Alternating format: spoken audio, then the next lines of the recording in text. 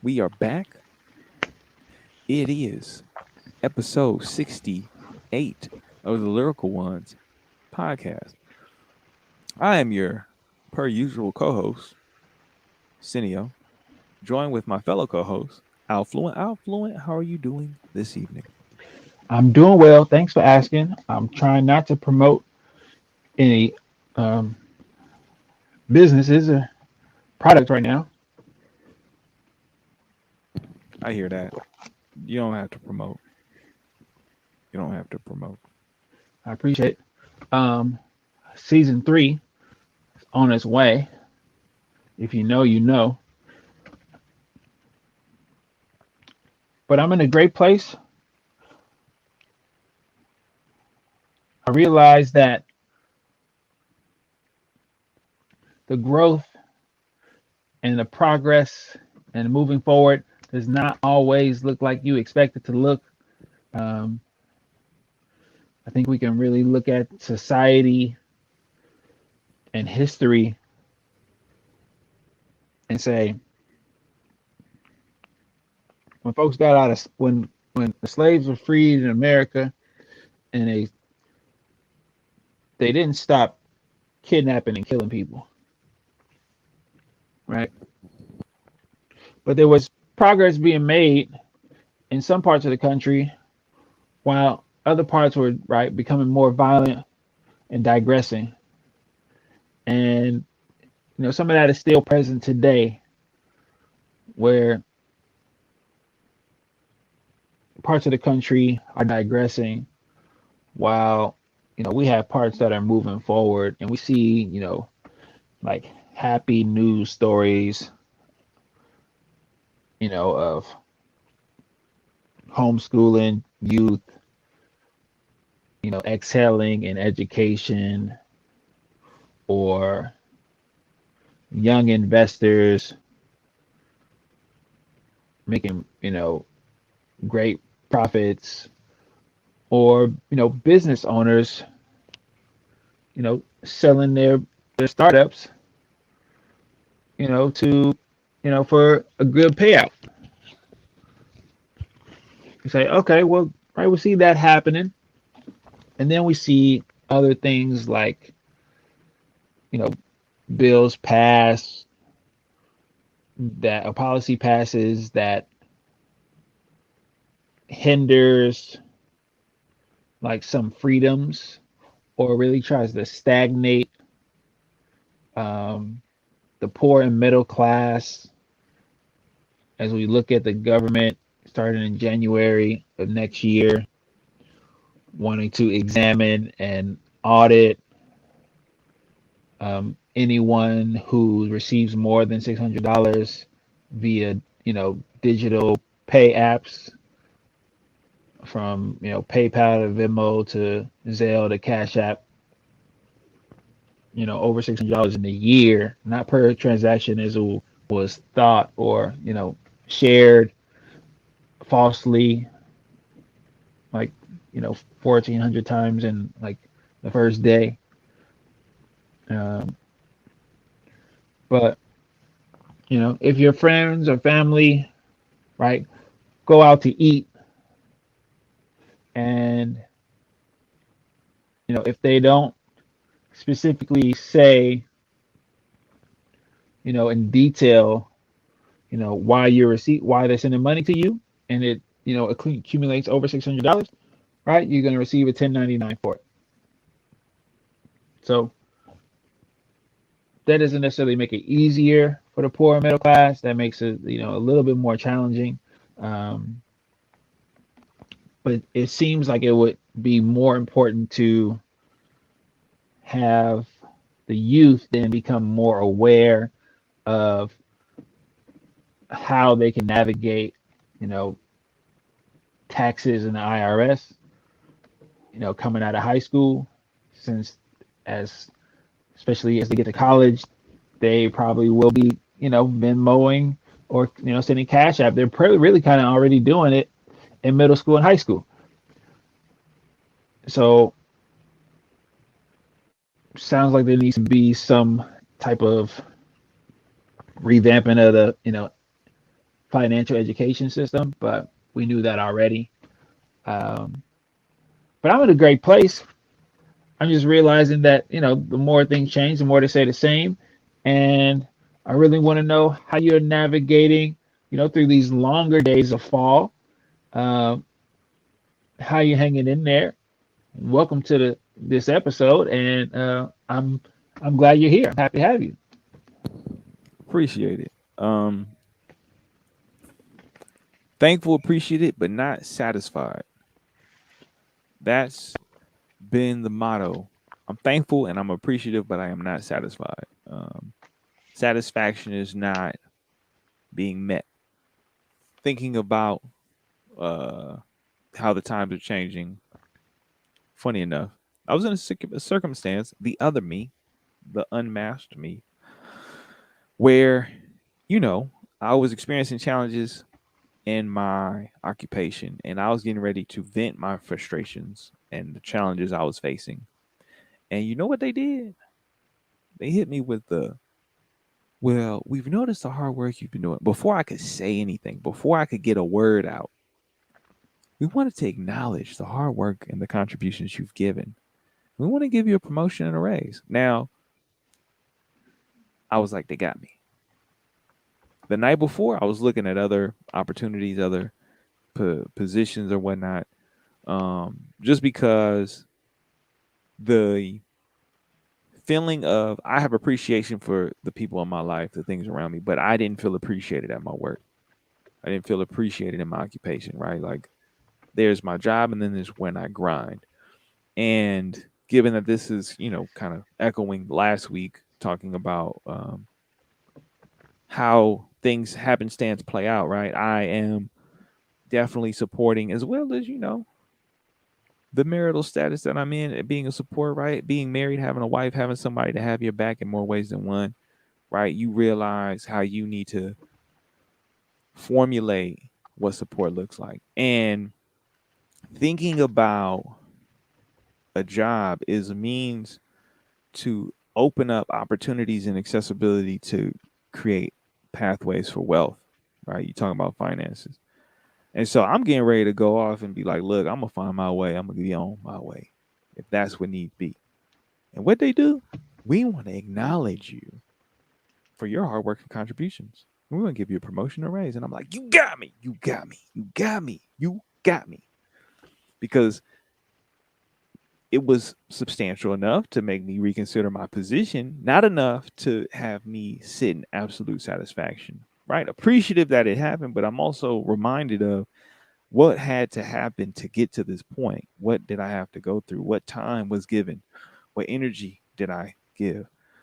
And now in the position I'm in, right, it's like, okay, I'm going to renegotiate with myself my moves and how I need to move given this to put myself in position where, yeah, I can make the exit that much more everlasting.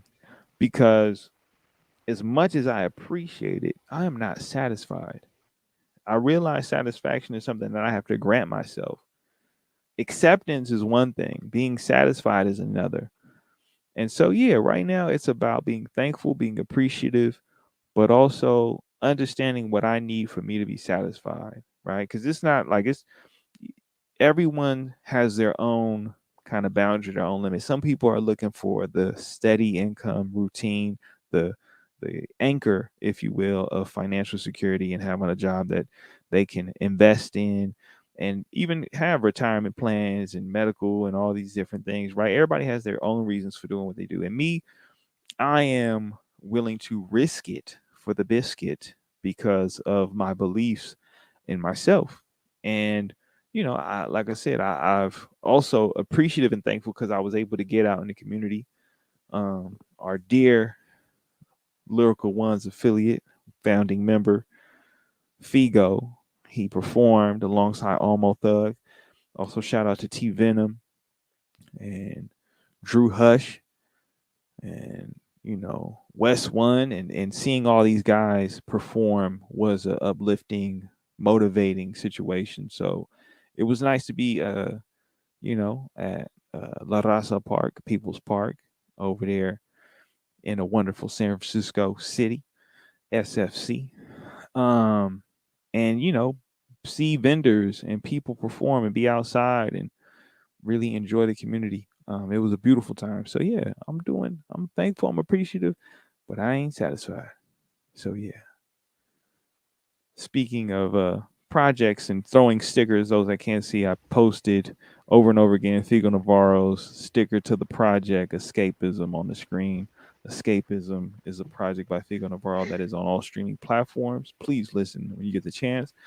But it calls into mind the connection of escapism and art, the creative process, right? And for me, being a creative, right, this is performance art as much as it is anything else. Um, affluent to you, what is the importance of escapism, right? We had a whole lengthy conversation around a lot of different topics that all tie into escapism to some degree, and how those escapism kind of portals, if you will, or those mediums are also these artistic kind of endeavors, right? So how does escapism play out for you? I mean, the way it plays out for me is varied, um, across, you know, a day, across a week, across a month, across a year. Um, and I've learned that it's not the escape that I need personally, it's the transition. Um, the transition allows me to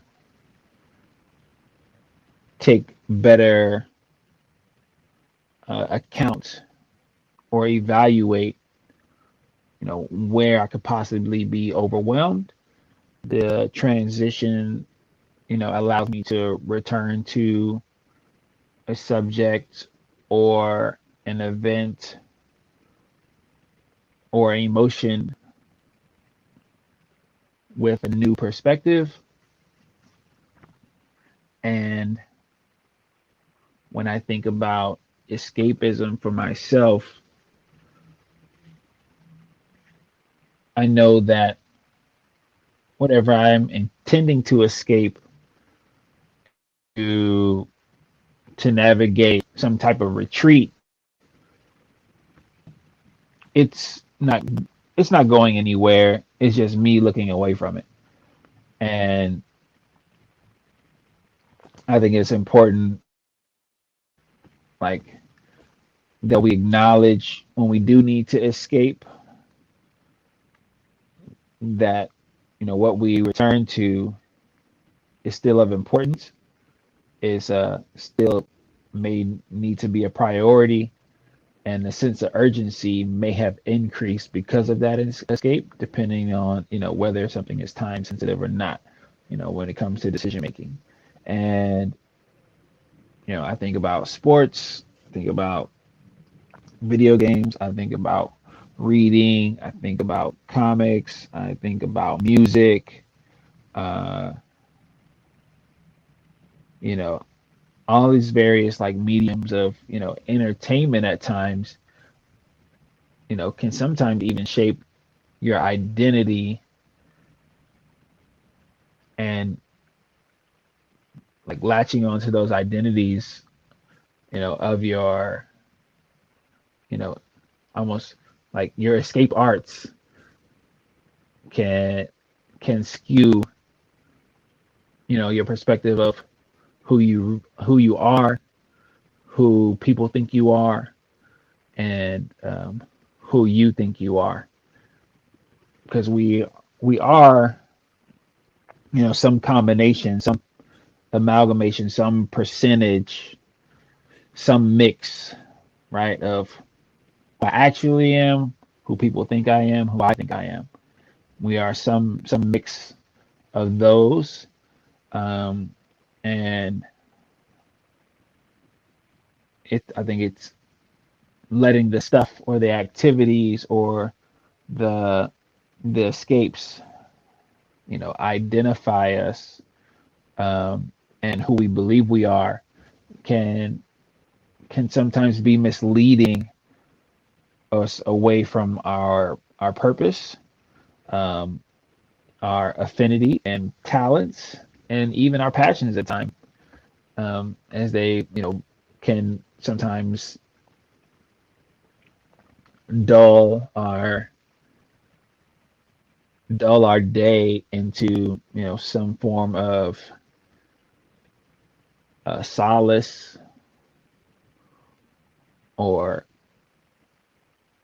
quieter moments. And the quiet moments sometimes, keep us from, what we should be doing, or, things that, when we come back to them again, right, still need to be done.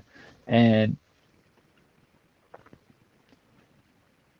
like, I understand escapism, can be a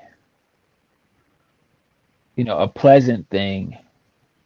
And I understand escapism can be a bad habit. Um, and by bad habit, I mean unhealthy habit as in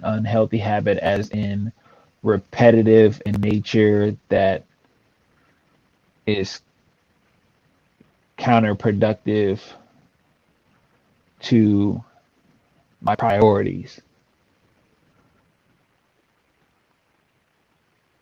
And I think for me, I'm trying to match my desires with my priorities. So yeah, that's kind of how it shows up for me, as it's like who I want to be, who I am, and say, well, I can be this person for a time in my day, but I no longer wish to, desire to, or subscribe to being this person that escapes into one thing or the other on a regular basis. I feel that. Yeah, I feel that in the sense that, like, I see what you mean in terms of, like, right, having what I call that balance. Having that balance, and f- thinking for me how escapism has shown up.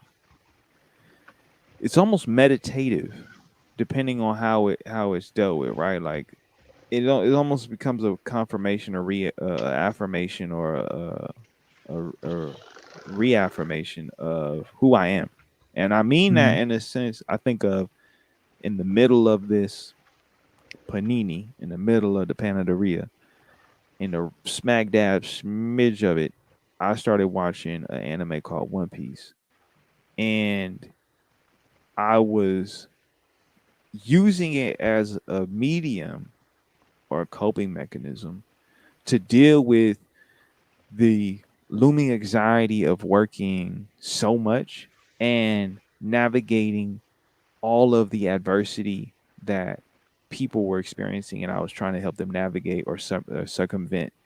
Right? It was like, some tragic, traumatic instance would happen, and then I would try and intervene as a means to an end, or an opportunity, or option, or a way out of it.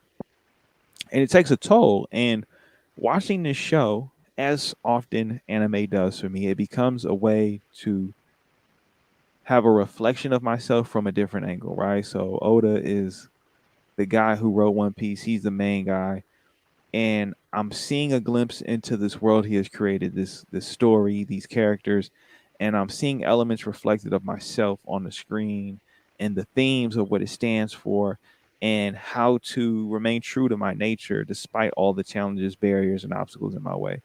And I found solace in that. I found a way to have support in this by seeing these characters and the things they go through, in these heartfelt moments, and these triumphs, and these fights. It became a way for me to engage in what I was going through, as a way to say, I'm not alone. I'm seeing it play out in a different capacity. Now, the thing is the balance, right? Because it's, in the past, that would be the focus, but it wasn't the focus. The focus was, okay, um, I'm in survival mode, and I got to, like, Right. produce money to, navigate life and be, responsible significant other in every variation of the title change, right? Like, from boyfriend, fiance, the husband, whatever the case may be. I'm trying to uphold my end of the bargain and being here and showing up and living together. So what do? I focus on work, and then when I'm not at work. What do? I at the convenience of my time, right? Because I cook, I do all these things. I make sure I'm taking care of myself. I'm working out.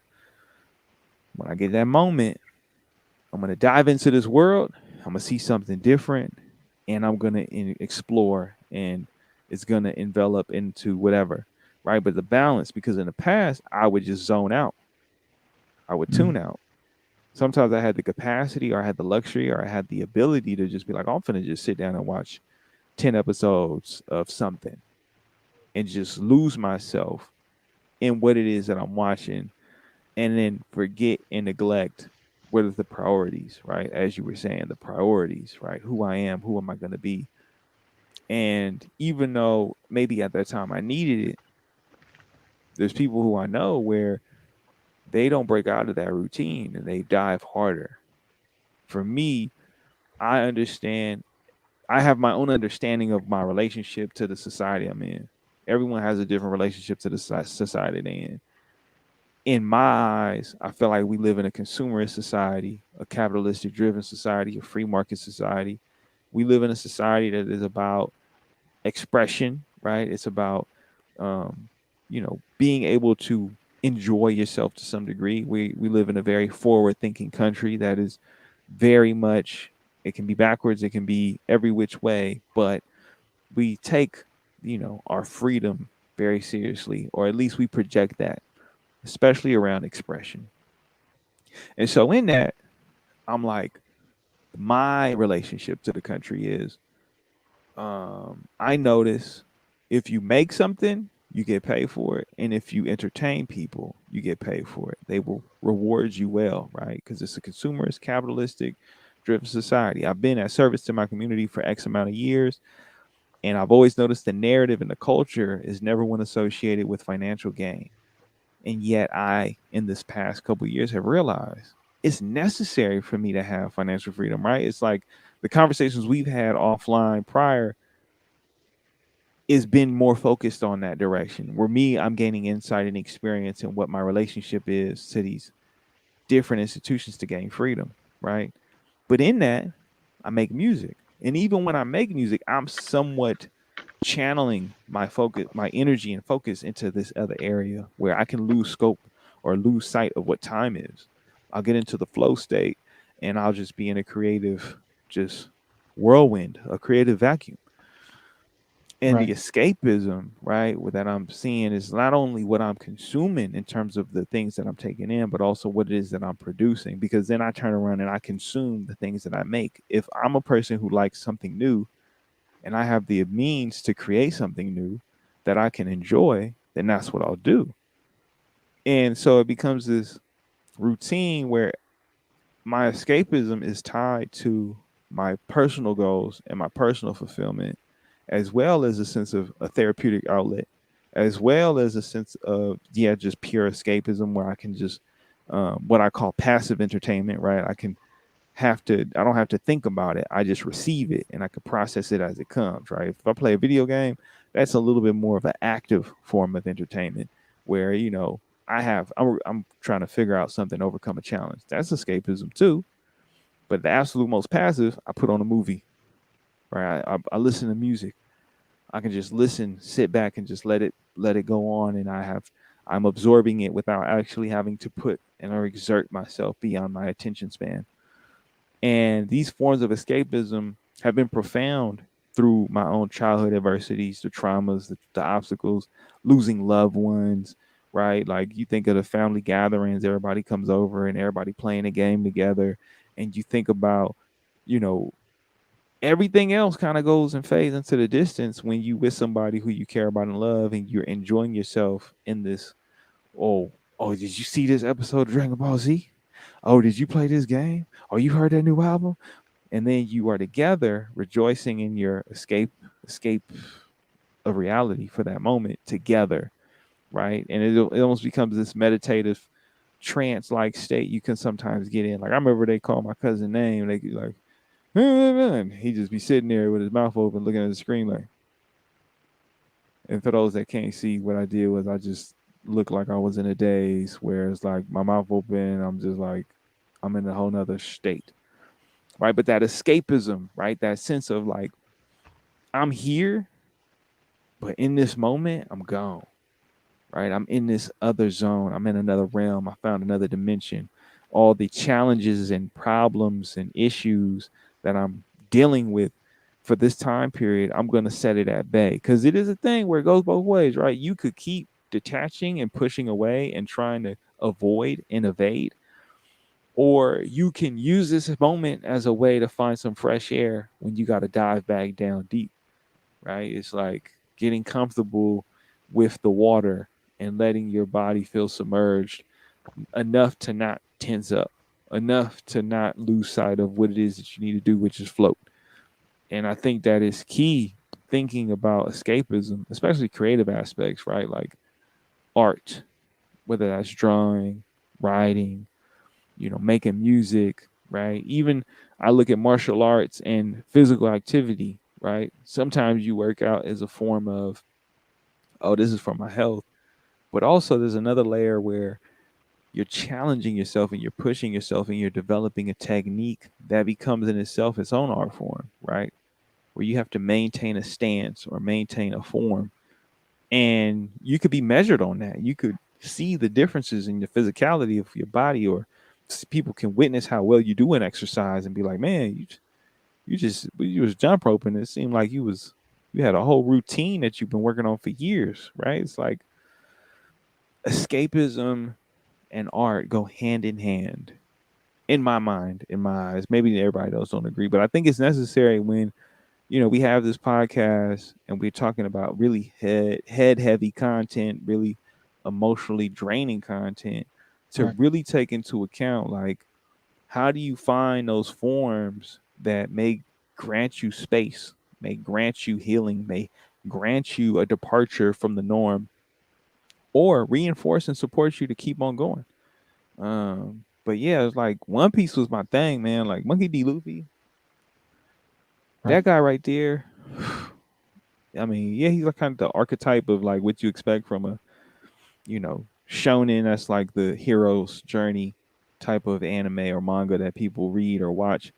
But the charisma, the focus, the dedication, the pain, the anguish, the triumph, the perseverance, the consistency, those are all, as much as it is a fictional thing, those are all qualities that I cherish, that I appreciate, that people appreciate about me, right? When I'm on Right. it, people love me, and when I'm not, they're like, what happened, right? And I think that, especially when it comes to like anime and video games and music and movies, like people binge watch things all the time. I try not to, because I like to process it as the days go. Sometimes people just want. I mean, I trust me. I've definitely, when Netflix have their little Marvel shows and the Daredevil come out, I'm definitely gonna probably. It's probably only gonna last me about 2 days, three if I'm lucky. But I've done enough to distance myself from that behavior, because I like to appreciate things over time. And Yeah. so, that escapism, I think, as we witness for some, right, it's like, oh, you just can't let go of your childhood. And maybe that's true. Maybe there was elements of your childhood where you felt like it was taken from you, and these are the parts you can control and you can access to grant some sense of purity or some sense of joy. Because I will be the first to admit, growing up in a family where a lot of people died, and as you come to get older and you realize it had, there's two elements you could see, and I see both sides. On one, they didn't really have control. On the other end, they lacked a sense of control, right? Two different things, right? In one instance, when it comes to the development of who they were as people and what they were raised in and what they come to learn from their fathers and their elders and the people who preceded them, did they ever have a chance to learn how to gain control, right? Because sometimes you get put in a situation where the circumstances far exceed your capacity. And so you just go along and you don't realize before you know it, you need to make a change. You may need an intervention. And on the other end is how much are you going to take accountability and responsibility for where you are, and not try and put it on another person, right? And Right. that's within me saying the forms of escapism I have is a part of me feeling like y'all got a piece of my time that I can't get back when I was a child, where I had to go through the burial of a loved one that everyone's saying they far too young. Well, if they far too young, how did it happen? Why did it happen? But I can't get those moments back. But I can remember the joy that I got when I was watching this thing. And by extension, I'm going to hold on and cherish that joy now as an adult, where it's a sense of escapism or entertainment or a departure from the norm or the routine that I'm in, right? Where it's like, this is a breath of fresh air. This reinforces who I am. I like it, right? And now more than ever, you see people like, Marvel movies, right? They're a reflection of that extension of some childhood, adolescence, memory, or joy that is now being captured and captivated and put on a pedestal, right? I mean, Shang-Chi comes out, people enjoy the movie. People are great or happy to see their culture reflected. People are happy to see a departure from the norm in terms of the cast and the story, right? Even though it's reminiscent and ties well into all these other very similar movies, right? There's cultural elements, implications, and things that just resonate with people, makes them Yeah. feel good. That escapism, I just think about Yeah. that, man. Like sometimes you pick up that controller, you transform into a whole other world. But that's the thing, right? It's like you mentioned, it's like a, you know, consumerist, capitalistic, society. But I think it's like just a dopamine society, right? It's like, wherever it is, that can, feed it to you, whether it's a good grade in a class or, in school and a school course, right? Or, a promotion, right? And a raise, right? Or, right, the financial freedom, right? Financial freedom feels good, right? Or becoming a little stronger or, a little bit smaller, or a little bit bigger, right? It's like, finding all these things, find out how many things, can make you feel good about yourself, about your life, about your circumstances, about the people around you, about your loved ones, about your friends, about your enemies. Like find out wherever it is, whenever you can find it. And if you can't find it, find something else to be happy about, right? Find a game, find a sport, find a television show, find a story, find an anime, find a comic, find a character, something that can make you feel good about the experience that you're experiencing, which is fleeting. So you have to do it again. So you have to do it again. And as we navigate that, that feeling to feel good, to right to we sometimes misname our needs. Um, like even being in a partnership, right? Sometimes we can say, well, I need support this way, and even if I don't say I need, help with the rent, right? Societal, views say, right, we should be paying together. Even if we had discussed it, say, this is part of, right, social norms that we that are common enough that we could assume that we both know what they are. And I think building the Tom Brady Gronkowski, right, familiarity with each other, the Aaron Rodgers, Devontae Adams, familiarity, the QB running back, QB receiver, the cornerback safety, the inside linebacker, outside linebacker, the Dwayne Wade, LeBron James, familiarity and trust. Building those things takes regular communication, right? Of how I see the situation, right? And how the person I'm interacting and relating to sees the situation, so that we can say, well, this is what I'm going to do, right? And so the need here is this. Or what are you going to do? So then we can say the need here is this. Or I am going to do this, so I'll need help or support in this way. I am going to do this, so I'm going to need the support or help in this way. And right, like if we have a 2-on-1 fast break, I know that I'm the decoy, right? If I have the ball and I'm leading and I want to use the ball to get them out of position, you know, for my teammate. And it's not necessarily like a psychic link, right? It's both of us understanding situational, right, strategy, and having the same goal, in a moment, right?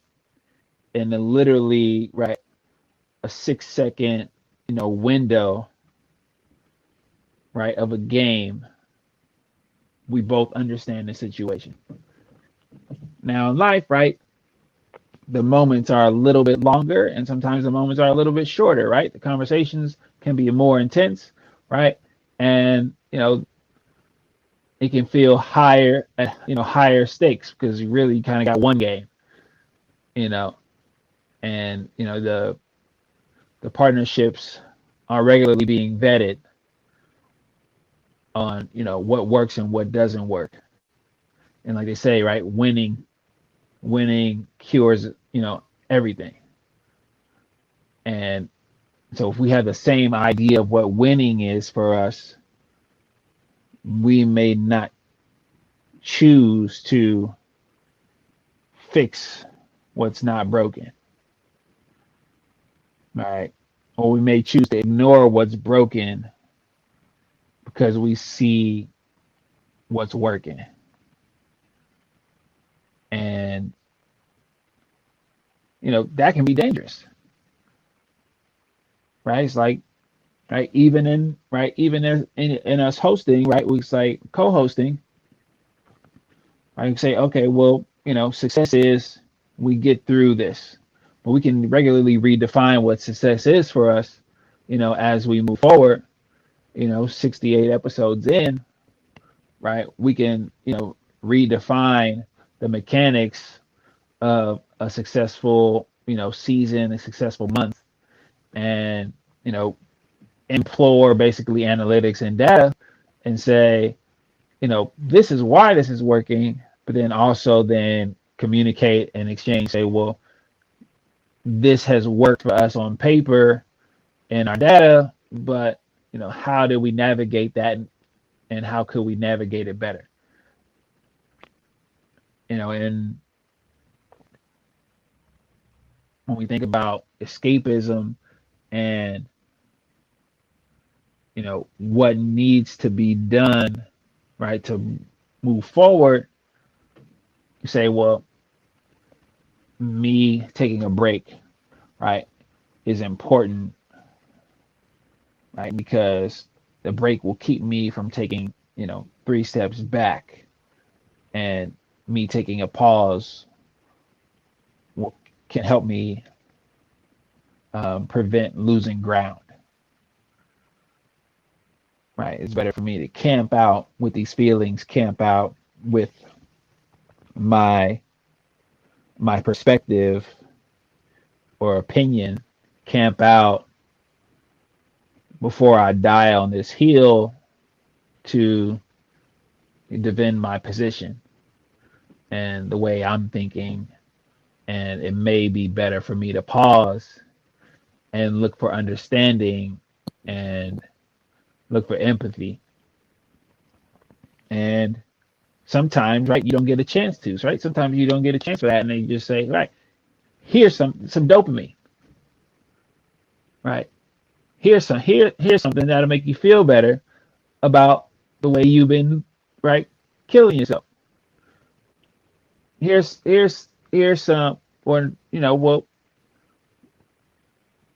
right, putting yourself right through intense conditions, right? Here's a reward for living with an imbalance,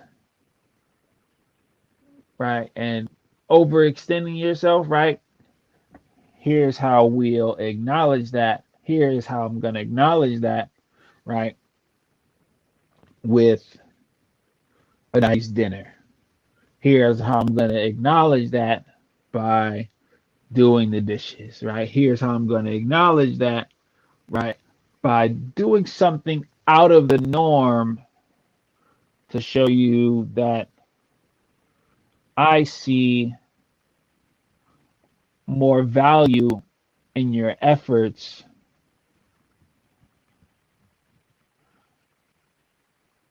enough to reward them, not prevent them, right? Or assist or support you in those efforts, right? Say, well, if you're going to work this hard in this relationship, partnership, you know, co-working space, if you're going to work this hard, I'm gonna just keep letting you do it. But I'm going to show you that I noticed by handing you this cookie, this gold star, this extra little compensation to encourage you to keep overextending yourself. Right. And that's where we all right gotta look back and say, well, if my job is doing this, have I done this in relationships?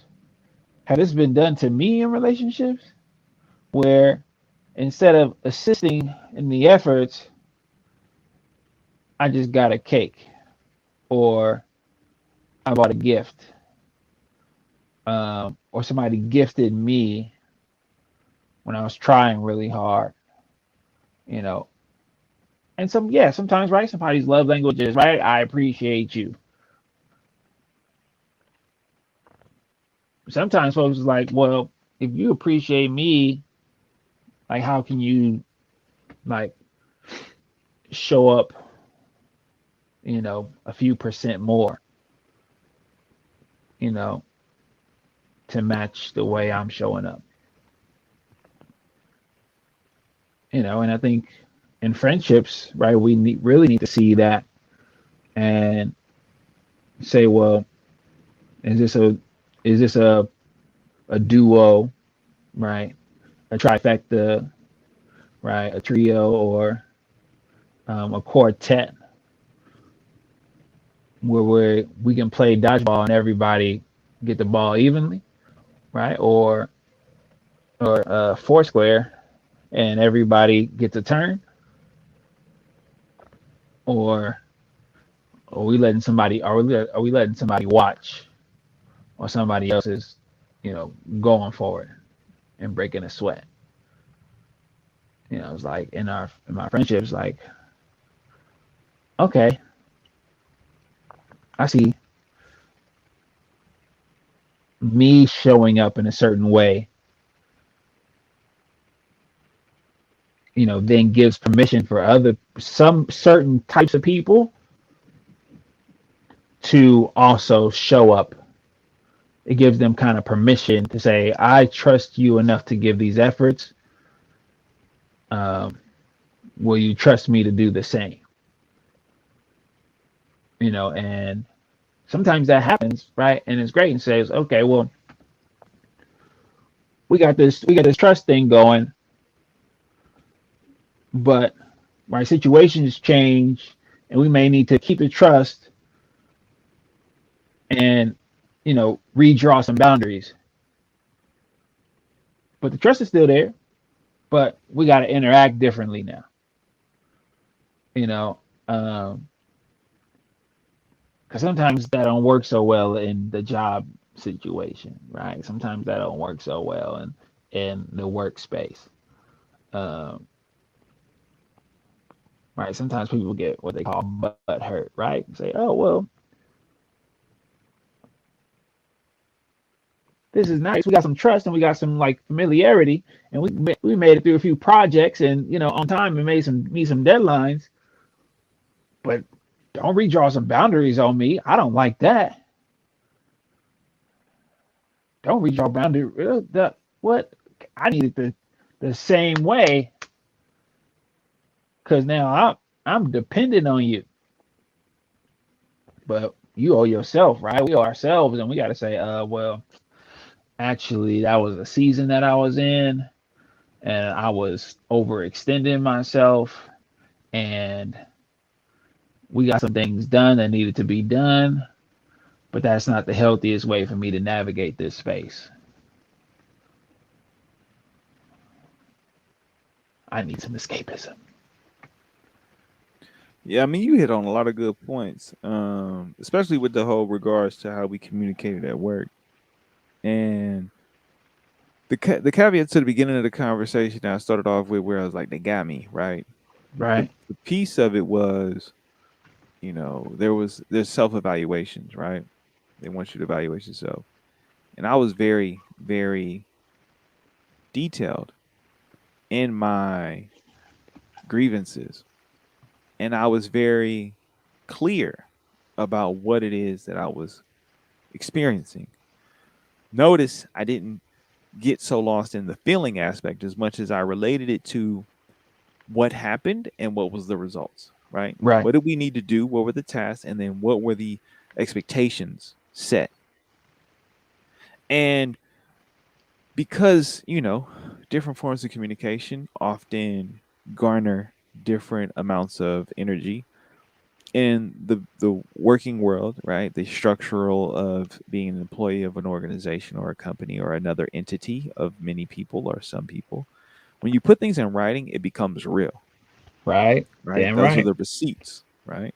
Because you're not saying it out loud. You're now structuring and formalizing the process of what is going on, and it then becomes a tool, which some may fear. It becomes a receipt, if you will, right? A Yep. document goes a long way. And I'm making assumptions because of the order of events, right? I was quick to do my evaluation, and then before I was able to get to a point where there's a time period of which events happen, right? You do an evaluation, then you do some more evaluations, and eventually it can result in a merit increase, or let's break down how these things tie together. My process just happened in a week. It happened immediately, Right. faster than it ever has in the years that I've been there. And so I can surmise based off of that, maybe my contribution of words and perspective in a written form may have prompted a response where it was, For this sure. is now garnering us to respond in what we're going to give you next, right? That dopamine. And it does help negate, well, what am I going to say next, right? Because if this is done as a tat for the tit, right? Tit for tat, then it's okay. Well, what do you say? What do you do next, right? And I think that for some people they lose sight that every situation is negotiable if you have the skill to negotiate. If you know what you're negotiating with, if you know how to negotiate, then that means you know how to present what it is that you need, and start the bargaining process. It's hard for some because we wrap our feelings into something, and then the feelings become the vehicle to deliver the message. And oftentimes the feelings can make a person, as you said so eloquently, poetically, butthurt. And that's where you have to be mindful, because it's a spectrum, right? And nothing exists in this Yep. in an extreme binary sense, right? It's a spectrum. How you deliver something is just as important as what you delivering, right? If I'm delivering something in a vehicle that is broken down and constantly experiencing delays and things fall off, then I may damage what I'm delivering, right? I'm delaying what I'm delivering, right? And I may True. True. create True. more in the delivery process that I didn't intend to, because all I'm going to do was deliver it. it may lose shape, it may lose form because I'm not delivering it with intention or care. And I'm saying that, right, because it goes and ties into that escapism where, yeah, oftentimes we find ourselves in these positions due to circumstances, right? Some people are able to navigate it due to um, circumstance, right? They were, some people it's instinctive, intuitive to who they are. I'm just gonna go and make it happen. Some people is, you know what? There may be other things preventing me. My mother may be sick. I may have a little sister that I need to take care of. I may need to stay close with my family, right? I'm not able to just up and leave. There may be other factors that you value where you may put things in a different chain of priorities. And you're like, I know what I want to do, but given where I'm at, this is what I got to do, right? Some people are like, look, I'm going to just do what I got to do for me. Everything's going to take care of itself. And Right. some, they can do what they got to do because, yeah, things take care of themselves. Like there's no hesitance, there's nothing to think about, nothing else to consider. Now, for most people, they're like, ah, yeah, whatever. Excuses, excuses, excuses.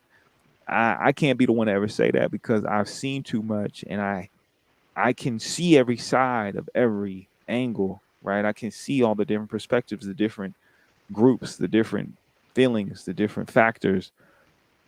And in the navigation and experience of that, I understand and know why people end up in the position they end up, where sometimes escapism becomes the norm more than the actual addressing of what's going on, Oh yeah, for right? sure. It's easy to get in a relationship and never disrupt the practice of your relationship, right? It's easy to have a friendship or a significant other or a family member, and sometimes you don't take the time or not, you don't have the time, right? It's your perception, it's your reality to then take on a new way of thinking, a new approach, a new aspect to say, okay, this is how I'm gonna say this now. I'm gonna do this now. I'm gonna do something different. And I think that, or at least I know for myself, for me, it's the navigation constantly of how do I grow and push myself, right? How do I develop that next thing so I can be the person to say or do the thing that's disruptive for the sake of our growth, for the sake of our progress, for the sake of my growth and development. Right? Some people is like, nah, it's cool the way it is, even if it ain't cool. Right? Right. I got my escapism to help me cope with why it ain't cool because it's a part of the wheelhouse, right? It's like, oh, it's cool with me and so. Now it's bad with me and so. Now I got my escape thing that I do, and then I can go right back into it, right? Because it's this self-regulating cycle, even though it may not be the most sustainable because, you know, what good is a 20-year routine that is then disrupted and out of some form of negative or toxic or harmful, right? Just function, right? It's like, oh, we've been doing this for so long, and then it's you're not here no more. What you mean you don't want to be here no more? You supposed to be here because you're part of my routine. And it's like that person got wore out, right? Because maybe you didn't take the time to challenge or disrupt things in a progressive manner. Because it is Facts. easy to get in those situations where it's like, oh yeah, like you mentioned, right? Are we doing what society has like given us as a perception of what the expectation is, or are we actually having a communicate like a conversation to communicate what is the expectation amongst us as individuals, right? Not as the the binary structures we see in front of us, but who we are within the spectrum of that, right? It's a very big difference. People oftentimes will then take the predisposed disposition of you a man, or you a woman, or you a man with another man, or you a woman with another woman. There's a societal expectation of how you're supposed to show up or who you're supposed to be. And then we get in the situation and we don't address it, we don't disrupt it, we don't have a conversation about it. We go along with it, and before we know it, we're not comfortable with certain aspects. We didn't like certain aspects. Certain things go from expectations to assumptions. And then we in a state of disarray, of confusion, right? I've been there where I've been toxic and I've been the one to be disgruntled because my pockets is empty and I'm supposed to live up to this idealized representation of what a man is when I'm with a woman. And because I can't do that, now I'm acting and lashing out and not self-regulating myself because I don't have the proper skills to negotiate, to communicate, and to emotionally like deal with myself, let alone Mm, someone else, right? right. But in my personal journey, I've made it a point to see the harm in that for myself and that what I cause others, to address it, to work on it, to redevelop what it is that I need to do so I don't do it again. So I can be in a relationship where sustainability is a part of the picture. It's not something that is just a word. And I know it's like, man, we talking about escapism, but again, escapism, art, creation, my self manifestation, who I am, the performance, the life, the practice, they all go hand in hand. It's not, Right. it's, we oftentimes try to compartmentalize, yet what we end up doing is not living up to our whole self, right? We end up saying, oh, leave work at home. Or, I mean, leave work at work. Don't bring work home. Or leave what happened at home at home. When in reality, that ain't the truth. Because some of y'all answer the phone for your job, and I can hear that you got all kinds of disruption. And the first thing I'm going to do is, how are you doing today? What's going on? I could be calling because I got a recall on my vehicle. I'm gonna ask you how you doing. We gonna talk about it. Cause the last thing you finna do, you ain't finna sit up here and send your energy my way and try to change my day because some manufacturer messed up and you just so happen to be the one that got graced with the opportunity for us to interact. Let's talk about it. Not everybody gonna do that, but I'm gonna be disruptive in a progressive manner because guess what? I'm here and I care. I ain't got to see you, talk to you ever again. You in my True. wheelhouse right now. You right here in my sphere. So what we're gonna do, we're gonna knock this out the park, right? In the most beautiful and glorious of home runs for us to win together because we're on the same team right now. You're not my adversary. You're not my anti. You're a human being, and I'm going to acknowledge you as such because I understand the complexities of the world. Where, oh, now I'm going a whole nother direction. We ain't gotta agree. That's it. We ain't gotta agree. That's all right. We gotta But agree. We didn't gotta agree to win. exactly right. But what I'm gonna do is I'm gonna give you some sense of dignity and respect because it may make the difference in your day. It may make the difference in your month, in your year. Because I've had many conversations go like, man, whoops, I know I'm in Wisconsin, but you really represent for San Francisco something nice. And I'm like, thank you. Right. Because to me, it's important that I at least start the conversation of acknowledging we on the same team, regardless of what else is going on. Right. It's oftentimes the reason why in one of my old jobs, right? This is real. They used to avoid the black mothers that would come in because of the state of crisis they would be in, which meant there was a chance they was going to approach a situation with some attitude. Now, me growing up in a family of many black women, I understood that what they were experiencing was crisis. So I could come in Right. with compassion and be firm and stern and not be mean, not be disrespectful, not be an adversary or confrontational, but be there in a consoling manner that is strong, right? That is steady, that is consistent, and give them a sense of brevity in a moment of crisis, right? And Right. I remember they used to like there would be people who would call on me like, "Oh, send them in," because they knew the way I'm going to approach the situation with compassion and being aware of what's necessary for the moment where I'm not your adversary. I get you in crisis and you may look at me as such, but I'm going to put in the work and I'm going to pay attention to the nuance to receive you, right? And that wasn't bound to just the black families, right? That was for the Asian families, right? Where we're exploring the cultural dynamics and differences, and I'm listening and I'm paying attention and I'm seeing how it all ties together so I could receive you, embrace you, and give you that space to feel validated, to feel heard, and at least know someone cares, right? And I think that, like a lot of times we get so quick to escape things, we forget how it's the same thing. I get my monkey D. Luffy on, and I get gum gum fruit time where it's like, I need to create a cushion to receive what you're throwing, right? I need to stretch my arms to go where you at, to pull up to you or pull you down to me, right? And the people be like, how you make the one piece go into like community work? because my escapism is tied into who I am as a whole person. It's not compartmentalized as some like esoteric aspect of who I am. It's who I am, right? Like it's literally what I'm gonna do. Yeah, because like I'm gonna drop an analogy, I'm gonna drop a simile, I'm gonna drop a poem, I'm gonna do it no matter where I'm at or when I'm at, and I'm gonna go relate it to. Right. I'm gonna relate it to something that's pertinent and relative to the person I'm talking to, because it doesn't matter if it's slang, right, or lexicon from right some other medium, right. What matters is that it's understood and it promotes better understanding, right? It's like it's art, right? So like if we're looking at the same painting,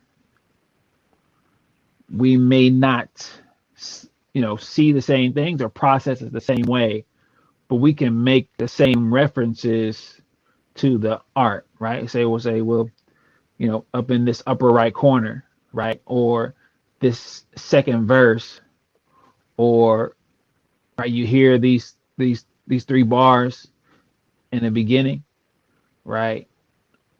We can make those comparisons, you know, if we are sharing the same context.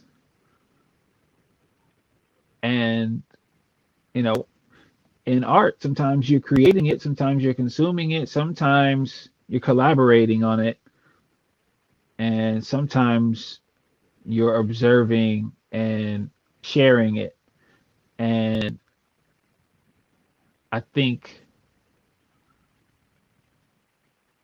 the fact that art is a reflection of how someone sees a portion of their reality, is so important to that escapism that can bring clarity, back into the context of our experience, right? It's like, well, okay, well, this painting is not my experience, right? It wasn't created through my experience, but I can then still see it through my own scope and then share it through someone else's lenses and still refer to it because we're looking at the same thing. And it's, I think that's community, right? It's like, okay, this Lyrical One's episode 68, and we got a Discord community, we got a Twitter, we got a Facebook group, we got a YouTube channel, we got a Twitch channel. And at any point, anybody want to connect with us, they can, and say, I am looking at this earth, I'm looking at my experience through, whatever geographical space I'm in, or, whatever, cosmic time space that I'm in. I'm looking at this and I want to share my context with you. And we can compare our context and make references on the color blue, the color red, the color orange, whatever it is. And we create community by comparing notes on our context. Basically create context, in our exchange. Yeah, I mean, it calls in the light that one of the goals for me is to be able to communicate the color red to the blind so they can encompass the sensation of what it means to have seen it in their mind. It's just a goal. I'm gonna keep pushing for it. Oh, then you just right. You you guys just spend some time, right, learning how blind folk communicate, Exactly. right? Exactly. So you can share in their context. And so I think a lot of times what people are missing, right, and saying, well, I'm not gonna listen to you because I don't know what you're saying. It don't make no sense to me.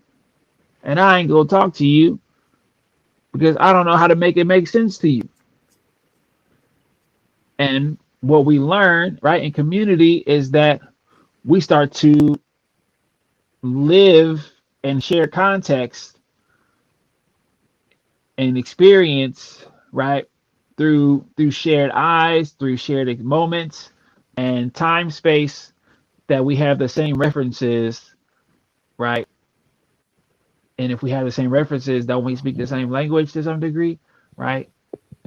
And if not exactly the same language, right, we're still talking about the same things, right? And using different language, which is also fine. But then they become, like, they meld right together and say, well, on episode 14 of season 2, right, or episode 134, it's like, oh yeah, I saw that too. Well, do you remember this part? Well, yeah, okay, I remember that. Remember when they had this conversation? Remember they had this conflict or this fight? Right? Oh yeah, that was red. Right? So I think we can get there, but we got to understand that time spent is creating language, right? It's creating commonality, and we may not start out speaking the same language, but the time we spend together creates the shared context. And and it may not come without conflict and abrasiveness. It may never be smooth,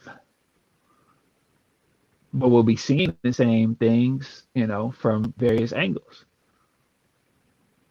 That's true. That's true. I mean, all I'm saying is, who can tell me what episode Gohan learns how to watch the fight as it's moving super fast in Dragon Ball Z? Affluent, any final words for the people on this episode 68 of the Lyrical Ones podcast? Nah, it's been a great episode where I got to process some things, about community, um, about home life, about relationships and building trust and building, like, language for the unit that I want to be a part of. Um, so I appreciate all the Lyrical Ones for sharing this time, sharing this time space, and traveling through this journey with me. I appreciate y'all. Cindy, I appreciate you. Affluent, I appreciate you as well, giving me much to think about in regards to my participation in the Dopamine Society. Because, yes, dopamine. So, as I like to do at this time, as we go for hours. Thanks, Abe. You the best.